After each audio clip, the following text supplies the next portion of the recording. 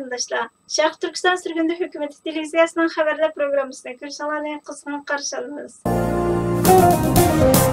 O'tgan bir yilda Amerika, Kanada, Angliya va boshqa joylardagi musulmon tashkilotlar Xitoy hukumatining ishg'ol qilingan Sharq Turkistonda yurgizayotgan irqiy qirg'inchilikqa qarshilik ko'rsatdi. Sentabrda Sharq Turkistondagi bir chiqib o'tilgan masjidning o'rniga solingan Hilton mehmonxonasi Amerika va chet eldagi 40 necha musulmon tashkilotning boykot qilishiga uchradi.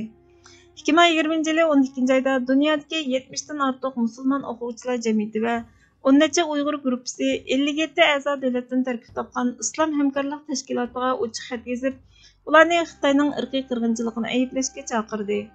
Amerikadagi eng chong musulmonlar tashkilotlaridan biri bo'lgan Amerika Islom munosabati kengashi qarorlik holda axborot e'lon qilib, Xitoyning Uyg'urlarga yurgizayotgan qilmishlari haqida yangi dokladlarni gavdalantirdi hamda Amerika parlament a'zolari va xalqaro jamiyatni harakatga undadi. Amerika Islom munosabati kengashining hukumat ishlariga mas'ul Robert Makkau Axiosning ziyoratini qabul qilganda barliq amerikalik musulmonlarning bu irqiy qirg'inchilikqa qarshi turishda ching turishining nihoyatda muhim ekanligini, Uyg'urlarga adolat va javobgarlikni talab qilish musulmon fuqarolar va tashkilotlarning burchi hisoblanadiganligini aytdi.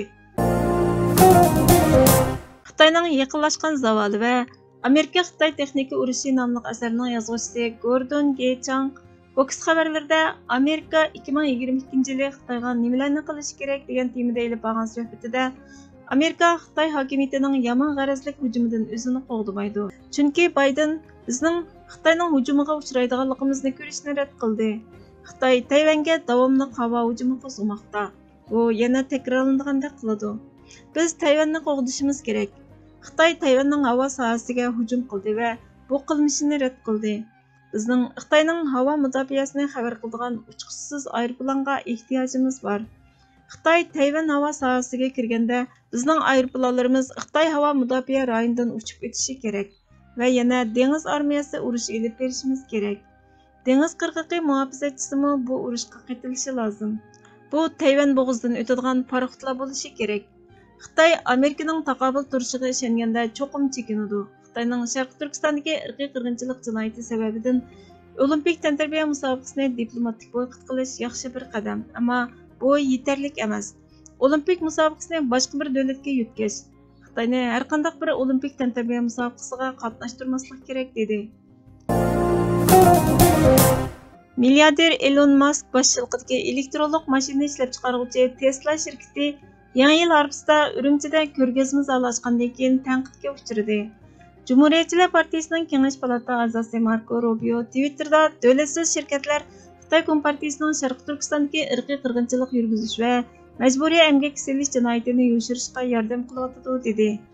Amerika yasamochilik sanoatining raisi Sharq Turkistonda qilayotgan har qanday savdoning irqiy qirg'inchilik bilan sherik ekanligini, Tesla'ning bu qiliqining alohida pastkash bir qiliq ekanligini aytdi. Tesla buningga qarata so'ralgan savollarga hech qanday inkos qaytarmadi. Uning bu qiliqi Xitoydagi ijtimoiy aloqa suhbati Weibo'ni qo'llanuvchilarning olqishiga erishdi. Davlat ichi va xalqarodagi mablag' solg'uvchilar va iste'molchilarning Yaponiya kiyim-kechak shirkatlariga bo'lgan alohida diqqati kiyim-kechaklarni ishlab chiqarganda Xitoyning Sharq Turkistonda yurgizayotgan irqiy qirg'inchiligi, majburiy emgakka selish jinoyatiga alohida diqqat qilishga yo'l ochdi. Kuzatuvchilarning aytishicha, bu soha ham ashyodan tortib tayyor mahsulotgacha bo'lgan murakkab ta'minlash zanjirida kishilik huquq masalasini hal qilish krizisiga uchragan. Chunki Sharq Turkistonda ishlab chiqarilgan paxtani ishlatish tanqidga uchragan.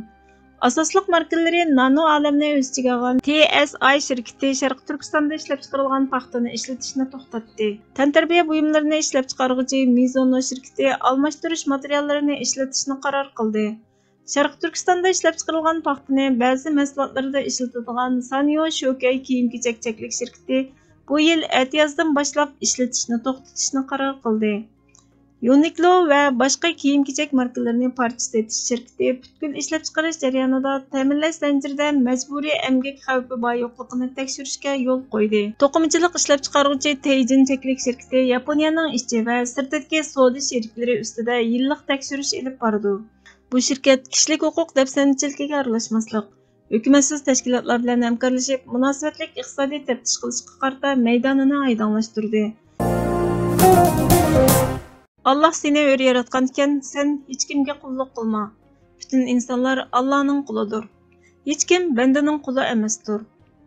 Haqsızlıqqa baş egme. Çünkü haqqing bilan birga sharpingni yo'qotib qo'ysan deydi Hazrati Ali radhiyallohu anhu. Qulga qulluq qilish insonga yot bir illat, musulmonga texmi yot bir illat. Allohga qulluq qilish insonni yuksaldirdi. Allohning qarshisida egilishga arziydigan qudrat egisi ekanligini insoniyat olamiga namoyon qiladi. Allah insonga o'ziga nasiba qilib bergan zaminni qo'g'dashni farz qiladi. Chunki inson o'z zamini ichida hur va baxtiyor yashay oladi. Shunga Allohning bu omonatini qo'g'dash, baxt saodatga erishishda tuproq uchun borliqini taqdim qilish talab qilinadi. Bu insonning martabasini ikkala dunyoda ustun qiladi.